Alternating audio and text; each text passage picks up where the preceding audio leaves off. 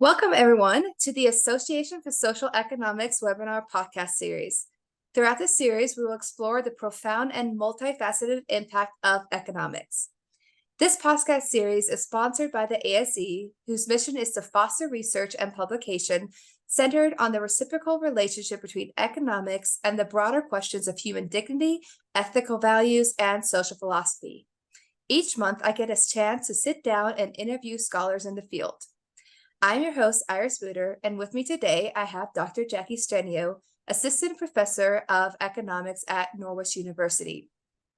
Jacki's research and teaching interests are in feminist economics, health, public policy, and pedagogy. Her current research focuses on violence against women and girls. She earned her MS and PhD in economics from the University of Utah and a BA in economics from the University of Colorado Boulder. She holds a higher education teaching specialist designation and is committed to implementing more effective research practices in her classrooms and encouraging diversity in economics education more broadly. Thanks, Jacki, for being with us today. Can you tell us a little more about yourself, your background, and what motivated you to get into the field of economics? Sure. Hi, Iris. Thanks for the great introduction. And thanks to you and the Association for Social Economics for inviting me to talk to you all today. So I actually didn't know what economics was until I took my first economics class in college, a Principles of Microeconomics course. But since then, I've been hooked. I think economics is such an important way to understand how the world works. And I really believe that every question, issue, or topic that someone could be interested in has an economic dimension to it. But since that first economic class, my definition of economics has also expanded. I think the entry point to economics for many of us, like I know you and I and many other folks, is thinking about economics as the study of scarcity, or economics as a particular way of thinking, for example, thinking on the margin. Well, I think these are all components of economics. In the discipline, I now prefer to introduce and define economics as the study of social provisioning. So as an economist, and specifically a feminist economist, I'm interested in how individuals interact with one another and with their environments to get what we need to survive and thrive. So sure, some of that, like surviving and thriving, happens via individuals engaging in utility maximizing behavior in market, in like the market sphere. But a lot of that also happens in families and in friend groups, through caring and reciprocity, through unpaid work. So these are also really vital components for economists to study. And I think social provisioning acknowledges that approach to economics. And that also that human behavior doesn't occur in a vacuum, but instead it's conditioned by social norms and power structures, for example. So that trajectory, or that growth in terms of my understanding of what economics is and what economists study, has also led me to social economics, but also feminist economics. And a social provisioning approach is really popular among feminist economists for just that reason. Marilyn Power published a really classic piece in 2004 in the journal Feminist Economics. And she spends a lot more time like thoughtfully articulating these 5 components of social provisioning. Some of what I've already mentioned in my definition of economics, that is the need to incorporate caring and unpaid labor, thinking about economic success using well-being measures rather than just like resource-based measures, talking about power hierarchies and processes, thinking about ethical goals and values, and analyzing differences based on identities such as gender, race, and ethnicity.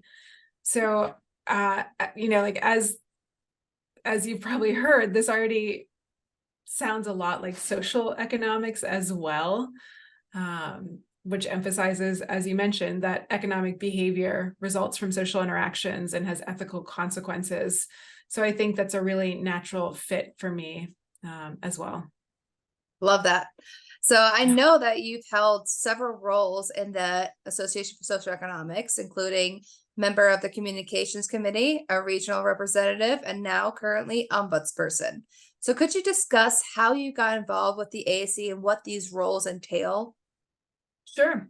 So in graduate school, Dr. Stephen Pressman, who's deeply involved in the organization, reached out to me because he wanted to incorporate more graduate students and early career scholars in the association. And he wanted to see if I would be willing to serve on what was then called the Membership and Outreach Committee. Um, I didn't really know what I was getting into, but the committee wasn't too active and the service burden wasn't too large. Our group mostly just served as like a sounding board for different membership outreach initiatives. We also experimented, funnily enough, with an early version of an ASE podcast as well. So thinking about ways in which the association could reach out to new members and specifically graduate students. So that was my first entry point into ASE, but I really believe in the association's objectives to promote research related to economics and ethics or social philosophy or human dignity. So I was interested in continuing to serve in some capacity with the Association for Social Economics. And so I ran for a regional representative or director position. And essentially, regional reps, at least through the ASE, have the responsibility of organizing more localized events for their specific like physical region, like geographic region. So what I did, I primarily organized ASE sponsored sessions at regional conferences. I sent out a call for papers and then submitted them and worked with that specific conference.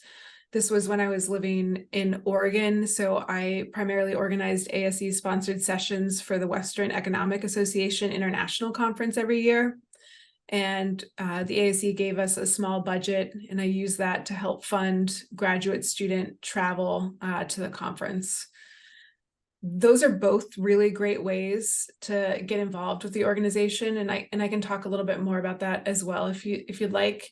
I just started my 1-year term as ASE Buds person, so I don't have a lot to report yet, but I can talk a little bit about the responsibilities of that role. I am tasked with working with ASE leaders and members to investigate and help resolve any kind of conflicts that arise within the organization or like at the leadership level, at the membership level, or amongst folks submitting to the 2 ASE journals, and help to resolve whatever conflicts, issues, or concerns are brought up. The goal is also to kind of pay attention to any kind of systematic concerns that are arising over time and bring those to the attention of leadership. Ultimately, like hoping to make sure like all parties involved in any of these conflicts or concerns are able to find some kind of resolution. Got it. I feel like what you said about, getting involved and not knowing what you got yourself into resonates so well with a lot of us. Yeah. And both, any organization and just well in academia in general, right? Yeah. So how can others interested in the ASE get involved? I know you mentioned it a little bit, but what advice do you have for others? Yeah, there's so many ways to get involved. The first, I guess I would say, is just to join or renew your membership in the organization. That's just at socialeconomics.org. So that's one way to be in touch with what's going on at the organizational level. You can also submit research and papers to our conference sessions or to the 2 ASE journals. But if you'd like to be involved more behind the scenes, get involved in some service work, which I will say is a great way to get to know folks in like involved in research and social economics, but also involved in the economics discipline more broadly. Like for me, I'm at a smaller university, so this is a great way to expand my network of like other folks interested in interesting economic questions and research.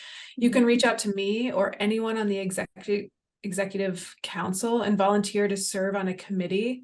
There's always work to be done if people are willing to do that. If you'd like to get involved in other ways, I'm sure you can also reach out to journal editors and volunteer to serve as a reviewer for one of the 2 journals, or just get your name on their radar. Perfect. So we're going to focus a little more on your research now. So before we dive into your research, did your involvement with the ASE have an impact on your approach to economics or your general research focus? Yeah, it definitely did. And I would say it continues to do so. So as I mentioned, the ASE's commitment to questions of ethics and human dignity and policy continue to inform and influence my research agenda. Although feminist economics is like one small sliver, I think, of social economics, as a member of the organization, I've also loved learning more about other facets of social economic research. And so being involved in this organization has, led me to pay attention to the webinar series, for example, that you ran over previous years, where I hear about work other researchers are doing on topics related to social economics. Paying attention to and attending the different plenaries and presidential lectures on a variety of topics, including like stratification economics, has also continued to like broaden my perspective of what economics is and what economists study. So that's been really great for me. It's a really broad field, and continuing to be a part of it has just like continued to like push my understanding of how economists contribute to these important questions. Yeah, that's great. So what is your research agenda or your area of study, and really what motivates you to be involved in that particular area? Yeah, it's a big question, and this is also I'm kind of like expanding rather than narrowing in. So my research does span a variety of topics in the social economic space. I'm broadly interested in applying a gender lens to different applied micro questions that have policy implications. But specifically, I've been researching economic considerations in intimate partner violence and violence against women since graduate school. I've also been doing some other work applying a gender lens to other types of questions. For example, looking at gender responsive budgeting or how gender norms can influence economic outcomes. But like looking back on my work on violence against women, understanding some of those economic dimensions can really help harness resources and willpower to start combating it. So I think it's important to highlight like the real world implications of such violence, just to get people to start paying attention, to devote energy, time, and money to intervention and prevention programs. I think thinking about gender, and we can talk about this more as well, can help policymakers and educators think more carefully about how different policies and procedures may have differential impacts on individuals based on their different identities, of which gender is a really important one, in which way in which we experience the world. That's great. So I know you've already published a number of interesting articles ranging, of course, there are too many for me to list, right? But I do want to take a few minutes to really highlight some of your articles and dive a little deeper into some of the questions that you bring up in your research, if that's okay. In your feminist economics article titled "Time Heals All Wounds, a Capabilities Approach for Analyzing Intimate Partner Violence," you concentrate on the critical issues of violence against women. Can you discuss the issues surrounding intimate partner violence and how violence against women is an economic issue? Sure. Thanks for that question. Like I said, I think highlighting some of the economic costs can motivate policymakers to pay more attention. But economists have highlighted both like economic costs and consequences and economic causes associated with violence against women, going back now for like several decades, although it's become an increasingly popular area of research for economists. So, for example, household bargaining theories shed some light on the ways in which economic resources, so employment, wages, asset ownership, can be protective or a risk factor with respect to violence by increasing a woman's bargaining power. So the way some of these traditional bargaining theories of the household hypothesize the relationship is, in theory, the more resources that a woman, and I'm saying a woman because primarily we see intimate partner violence being perpetrated by men against women, but that's not always the case, but that's just the way I'm going to talk about it today. So in theory, the more resources a woman has, the more she'll be able to like bargain for less violence.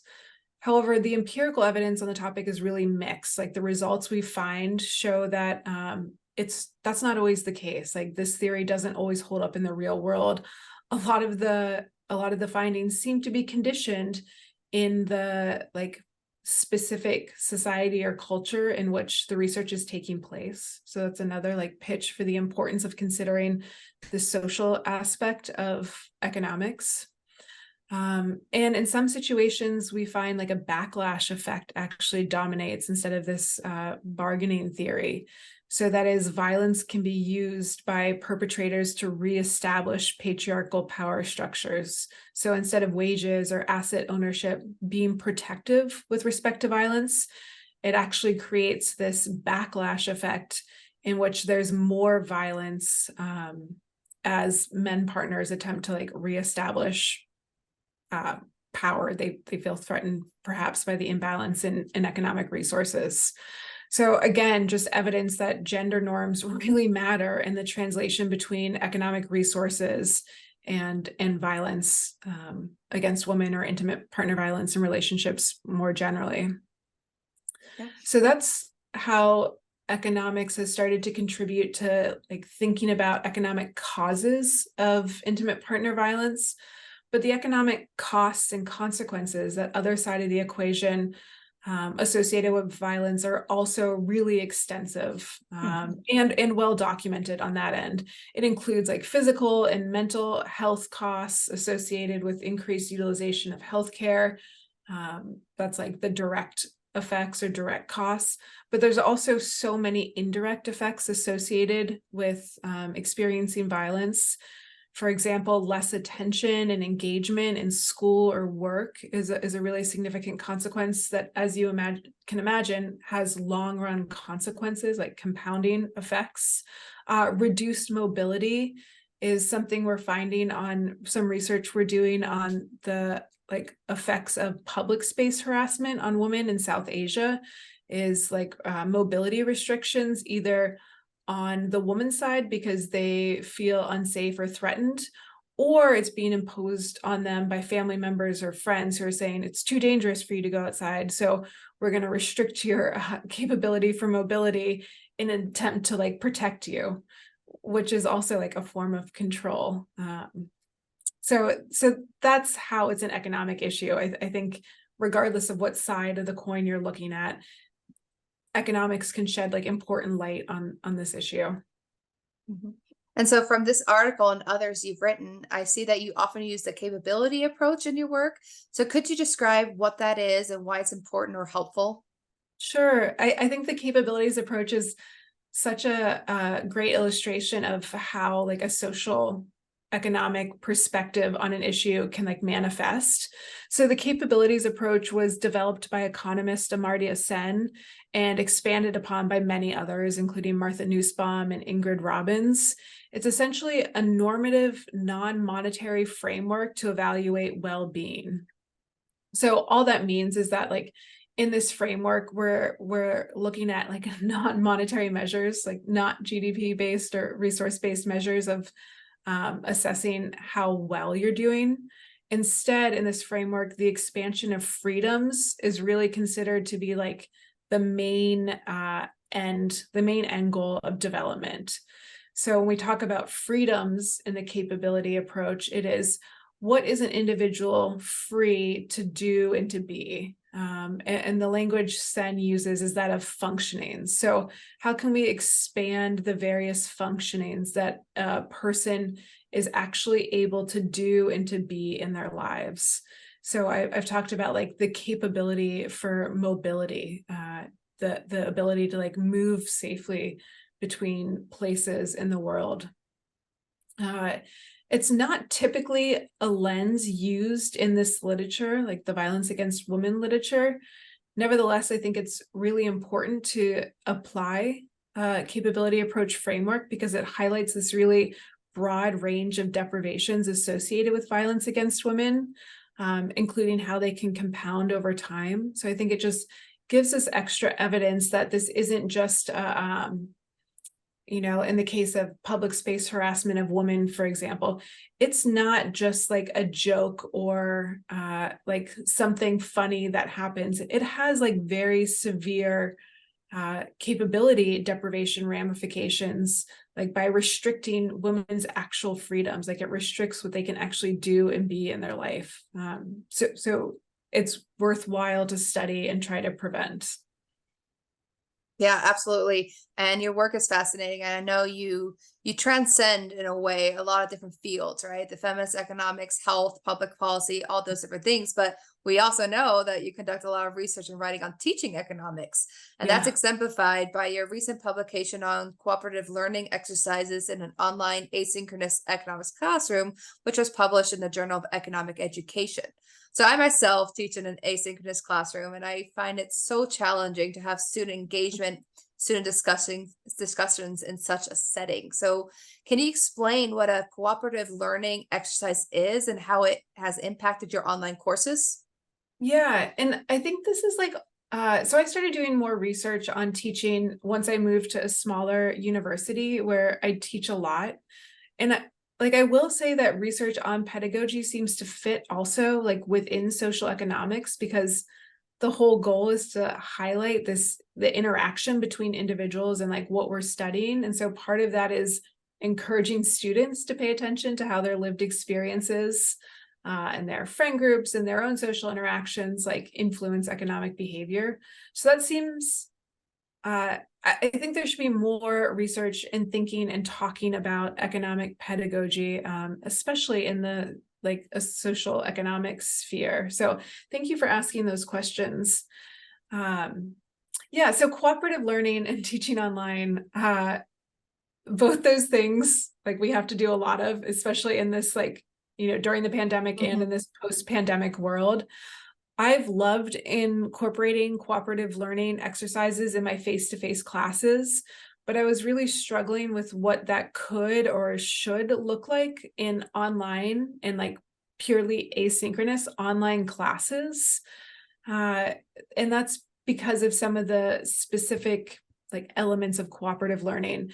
So when I say cooperative learning, I'm following Kim Marie McGoldrick's definition. That is, it's a type of interactive small group learning that has 4 elements. It has to incorporate positive interdependence, which essentially means that each student's success depends on the success of others in their group. And there's a bunch of folks have written about this, so I won't talk about it too much here, but essentially that means that like you can only be successful if everyone else is successful. And so you're invested in other students also learning the material and completing the material. And as I mentioned, there's a variety of ways to structure and foster this positive interdependence. There should also be individual and group accountability, meaning students are individual for contributing to the group, but also the group as a whole is accountable for like delivering on their goals. The third element of cooperative learning is equal participation, which just means that all group members have the opportunity, like equal opportunity to participate in the activity. And 4 would be simultaneous interaction, that multiple students can actively participate at the same time. And so it's fairly straightforward to structure and implement this in face-to-face classes. But as you can imagine, like hitting all 4 of those elements in an online and asynchronous class is much more challenging, like for a variety of reasons, because of the students that self-select into online asynchronous classes that might prefer to work alone or work at different hours of the day can be really hard. So at first I did what many instructors do, and I imagine you might also do, is like use threaded discussion forums to encourage students to talk to one another, like the post and reply model. And I generally had fairly good success. Like students would post like really great initial posts, but then the engagement, like the replies to others in their class, that's where I saw like a lot less engagement and student to student interaction than I was getting in my face-to-face classes. So I really wanted to think about how to encourage more like frequent and thoughtful student-to-student interactions in these online asynchronous classes, because yes, like it's important. The instructor to student learning relationship is really important. But as a social economist, like I also want students to learn from one another's lived experiences in ways that they might not learn from me. So the article you mentioned is essentially just my detailing like a fairly involved, highly structured online workspace to like encourage this much more frequent and thoughtful interaction. And so you could read about it in the paper. We can maybe have a link to it in the show notes. But essentially it involved some time spent setting up the assignment. So making sure students were put in small groups, and students had to self-select into a specific role. So in order to encourage this positive interdependence, students were put into one of 3 different roles, and all 3 roles were critical for the group to be successful. So a student had to be a discussion leader, another had to be a responder. There's actually 3 responders, and then a summarizer. Once students were in their groups, they like I assigned them to their groups and I gave them this private workspace. They had to answer a initial question online to gain access to this private group space. And that was to make sure that they were actually prepared to contribute to the group. Once they answered that question, they were able to access a group Google Doc, which was like their private group workspace. And there I had a series of questions and tasks, and students took turns working in the Google Doc. They could work at the same time, like satisfying some of the criterias of cooperative learning, but they could also go in and out throughout the week that the assignment was open, and comment on one another's questions and concerns, take turns editing a group response. And although it involved like a lot of setup on my end initially, for most groups, they did have a lot more interaction with one another, like in this remote asynchronous world. Instead of just replying once to a discussion board, they were going in and out of this Google Doc several times throughout the course of the week, reading and responding to like their peers' ideas. So I think it worked out. Student feedback was like generally pretty positive, but there was like a fairly steep learning curve and a little bit of time intensity involved in the setup. And that's something I'm happy to answer questions about via email or reading the article. The appendix includes all of the language and setup that I used to get that going. No, that sounds great. Whenever I set up my asynchronous online course, I'm like, oh no, the dreaded discussion forum, right? Like it's like once somebody's responded, like how many more responses can you give to the response type of thing? Yes. My noted tip here would be when you're sharing a Google Doc, make sure they can actually edit it and don't need to request to be editors, because I think I had a class where I got like 50 different emails when I tried to go innovative and do a Google Doc. Yes. So yes, learning curves, can be steep. And being flexible also is really important. I made a lot of mistakes, and like tech mistakes as well, not just so yeah, but that's good modeling for students, like showing how we can be flexible and learn from mistakes and pivot. Hopefully when things work out. Absolutely. So we know, like, or we've seen right now that your research spans different areas, different themes, including violence against women, gender responsive budgeting, time use, which we haven't talked about, but I also know that you do time use articles or research, as well as economic pedagogy. But a unifying thread seems to be gender. So why is it so important to consider gender? So why gender is the question. Gender influences every economic outcome we study, right? Like, especially from a social economic perspective, we can't consider economic behavior without considering the societies and cultures in which the economy is embedded, and specifically the social norms regarding gender at play. So that includes like just maybe more more benign gender norms regarding traditional division of labor, so time use, but also like more insidious patriarchal institutions that contribute to these gendered inequalities in time use, for example, but also continue to enable and justify violence against women. So without paying attention to gender, that doesn't mean it doesn't matter. Like if we just exclude it from our analyses, it doesn't mean that it's not having an effect. It just means that we're running the risk of reinforcing gendered inequalities or reproducing those gender norms.